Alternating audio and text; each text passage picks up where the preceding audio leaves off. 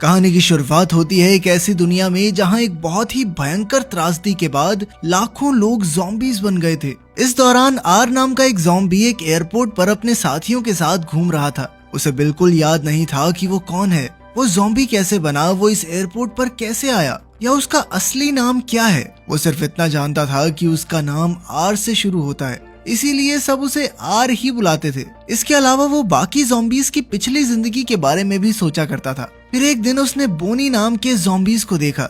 ये ज़ॉम्बीज़ खुद कंकाल की तरह दिखते थे और जिस भी चीज की धड़कन चल रही होती उसे नोच नोच कर खा जाते। फिर आर ऐसे ही आगे चलता रहा, पर वो बेहद उदास और अकेला था क्योंकि वो चलते हुए भी कहीं पहुंच नहीं पा रहा था। कुछ देर बाद वो अपने खास दोस्त एम के पास गया। वो दोनों अजीबोगरीब आवाजें निकाल कर एक दूसरे से बात करने की कोशिश कर रहे थे। वो दोनों भूखे थे तो आर और एम कुछ और ज़ॉम्बीज़ के साथ खाने की तलाश में निकल पड़े। वहीं दूसरी ओर जूली नाम की एक लड़की अपने कुछ साथियों के साथ शहर के सुरक्षित इलाके से बाहर आ गई क्योंकि उन्हें कुछ दवाइयों की सख्त जरूरत थी। जूली ने पेरी का हाथ पकड़ा पर पेरी ने हाथ वापस ले लिया। फिर उन्होंने जूली के पिता कर्नल ग्रिगियो की एक वीडियो देखी जिसमें उन्होंने कहा कि ज़ॉम्बीज़ कुछ भी महसूस नहीं कर सकते और ना ही उनका खून बहता है, इसीलिए वो बिना डरे ज़ॉम्बीज़ को मार सकते हैं। इसके बाद पूरा ग्रुप शहर की दीवार से बाहर आ गया। जब जूली, पेरी और उनके दोस्त एक लेबोरेटरी में दवाइयां ढूंढ रहे थे तो अचानक आर और उसके साथियों ने वहां घुसकर उन पर हमला कर दिया।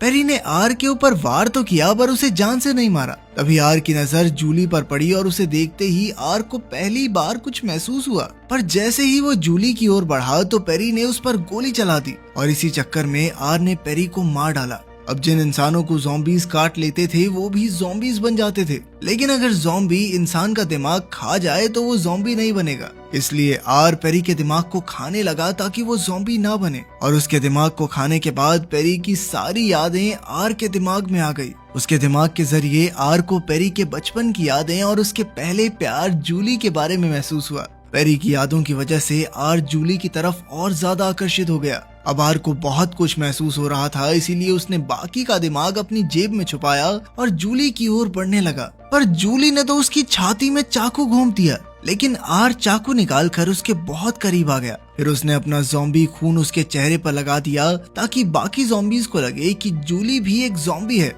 उसने जूली से कहा कि वो बिल्कुल सुरक्षित है और फिर उसे बाहर ले आया। इधर जूली की दोस्त नोरा ये सब देख रही थी पर कुछ कर नहीं सकी, वरना उसकी भी जान चली जाती। उधर बाकी ज़ॉम्बीज़ को लगा कि जूली भी उनकी तरह एक ज़ॉम्बी है, इसीलिए किसी ने उस पर हमला नहीं किया। आखिरकार जूली उनके पीछे एयरपोर्ट तक आ पहुंची और फिर आर उसे अपने प्लेन में ले आया। वहाँ उसने अपनी पसंद की चीजें इकट्ठा कर रखी थी और साथ ही कुछ सिंगर्स के रिकॉर्ड थे। आर ने उसे भरोसा दिलाया कि वो सुरक्षित है, पर जूली अब भी बेहद डरी हुई थी, इसीलिए वो चाकू पकड़ कर बैठी थी। तब आर ने उसे कुछ समय अकेला छोड़ने का फैसला किया और बाहर जाकर पेरी का दिमाग खाने लगा ताकि वो जूली के बारे में और जान सके। उसे पता चला कि पेरी जूली के पिता के सामने खुद को साबित करना चाहता था, और ये भी कि जब पेरी के पिता ज़ॉम्बी बन गए तो जूली ने ही उन्हें गोली मार दी थी। इसके बाद आर ने जूली के पास जाकर उसे एक कंबल ओढ़ाया और गाना चलाया ताकि जूली को आराम मिले। फिर वो जूली के सामने बैठ गया और अचानक उसका दिल चमकने लगा, यानी अब उसकी धड़कनें चलने लगी थी।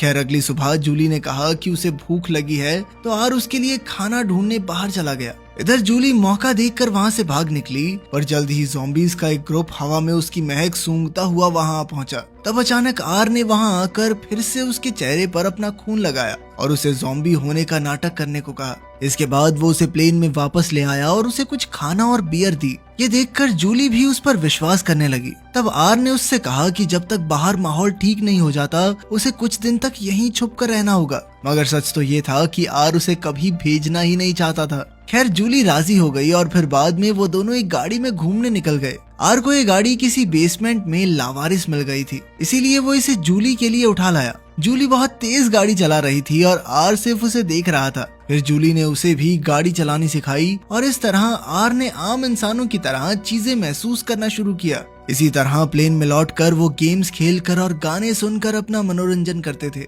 जूली अक्सर आर से बातें करती थी और उसकी बातें सुन सुन कर आर भी थोड़ा बहुत बोलने लगा था। इधर जूली डांस करती, किताबें पढ़ती और बाहर जाने के समय का इंतजार करती रहती। वहीं आर के दिल को धड़कते हुए अब कुछ दिन बीत चुके थे। फिर एक रात उसने पेरी के दिमाग का कुछ हिस्सा खाया तो उसने वो समय देखा जब पेरी आर के हाथों मारा गया था। बाद में जब आर को होश आया तो उसने देखा कि जूली एक बार फिर से फरार हो गई थी। आर ने तुरंत बाहर जाकर देखा कि जूली घास काटने वाली मशीन की मदद से ज़ॉम्बीज का सामना कर रही थी। फिर आर ने बीच में आकर ज़ॉम्बीज का मुकाबला किया और इसी चक्कर में उसने अपने दोस्त एम को भी पीटा। तब एम ने कहा कि जिंदा इंसान उनका खाना है, पर आर नहीं माना और जूली को लेकर भाग निकला। तभी एक बोनी उनके पीछे पड़ गया और जल्द ही बाकी बोनीज ने उन्हें घेर लिया। तब एम उनकी मदद के लिए आया और उसने अपनी गाड़ी से बोनीज को कुचल दिया। अब आर और जूली के पास कोई चारा नहीं था, इसीलिए वो एम की गाड़ी में बैठ गए। एम उन्हें बेसमेंट में ले आया और उसने आर से पूछा कि क्या वो जूली के साथ खुश रहेगा, जिस पर आर ने कहा कि वो नहीं जानता। जल्द ही बाकी ज़ॉम्बीज ने आकर उन्हें घेर लिया। जूली डरी हुई थी, इसलिए उसने आर का हाथ थाम लिया। इस नए प्यार को पनपता देख ज़ॉम्बीज को कुछ समझ नहीं आ रहा था और आखिरकार उन्होंने आर और जूली को जाने दिया। जैसे ही वो दोनों गाड़ी में बैठे तो बोनीज उन पर हमला करने आए, पर बाकी ज़ॉम्बीज ने उनका मुकाबला किया। उधर जूली गाड़ी चला रही थी, पर बारिश की वजह से उसे ठंड लगने लगी। फिर उसने एक शहर में गाड़ी रोकी ताकि यहाँ वो रात गुजारने के लिए कोई घर ढूंढ सके।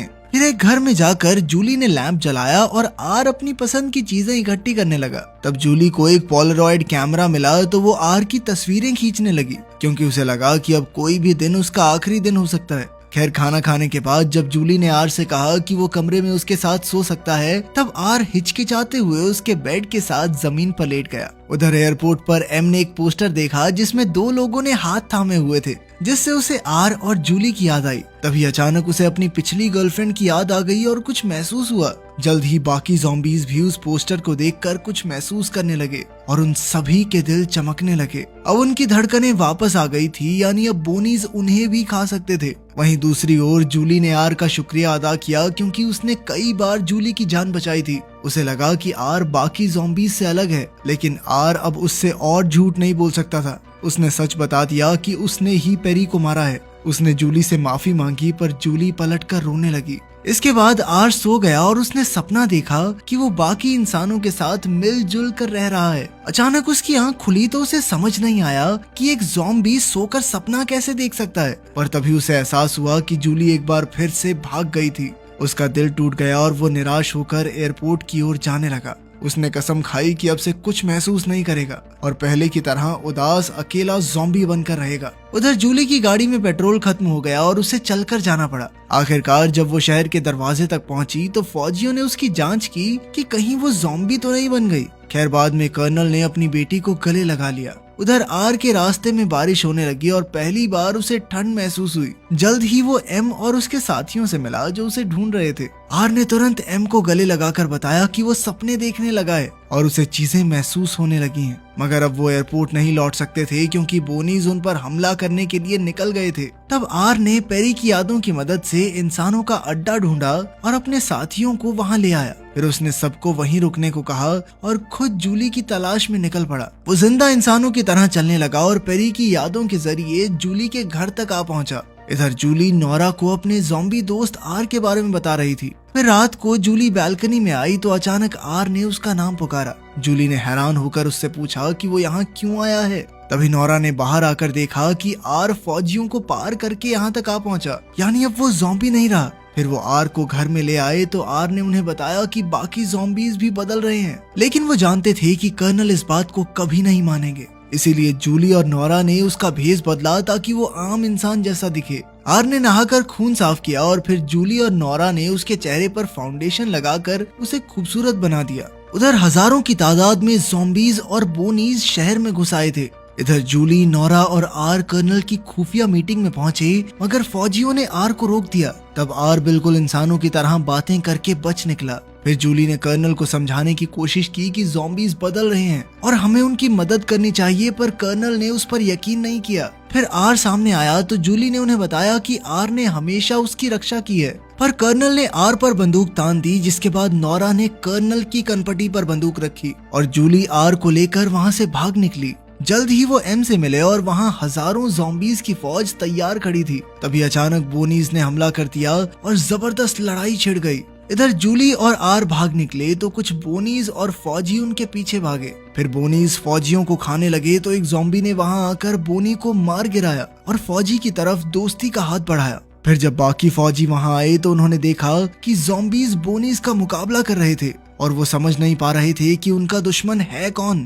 तब एम ने उन्हें समझाया कि वो इंसानों के साथ हैं। इसके बाद ज़ॉम्बीज और इंसान मिलकर बोनीज का मुकाबला करने लगे। उधर आर और जूली को बोनीज ने चारों ओर से घेर लिया था और वहां से कूदकर ही उनकी जान बच सकती थी। तब आर ने जूली को अपनी बाहों में लपेटा और उसे लेकर पानी में कूद गया। आखिरकार उसका सर जमीन से जा लगा, पर जूली सही सलामत थी। जूली तुरंत उसे खींचकर ऊपर ले आई और उसे चूम लिया। फिर आर का शरीर भी गर्म होने लगा और उसकी आंखें फिर से नीली हो गई। लेकिन तभी कर्नल ने आर को गोली मार दी। तो जूली ने उन्हें समझाया कि कुछ ज़ॉम्बीज ने इंसानों पर हमला किया, मगर कुछ ज़ॉम्बीज अब बदलने की कोशिश कर रहे हैं। तभी उसने देखा कि आर का खून बह रहा था और ये देखकर फौजियों को यकीन हो गया कि जूली सच कह रही है। उसके बहते खून को देखकर जूली बेहद खुश हुई, क्योंकि इसका मतलब ये था कि वो फिर से जिंदा हो रहा है। आखिरकार कर्नल मान गया और फिर वो आर को हॉस्पिटल ले गए। वहीं आर भी इतने सालों बाद दर्द महसूस करके बेहद खुश था।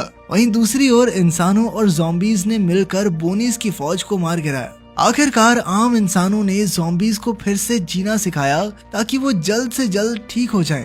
एक दिन अचानक एम को याद आ गया कि उसका नाम मार्कस है। इधर फिर से जिंदा होने के बाद भी आर को अपना नाम याद तो नहीं आया, पर वो अपनी नई जिंदगी में बेहद खुश था। क्या आपने भी कभी किसी से प्यार किया है? कमेंट्स में जरूर बताना।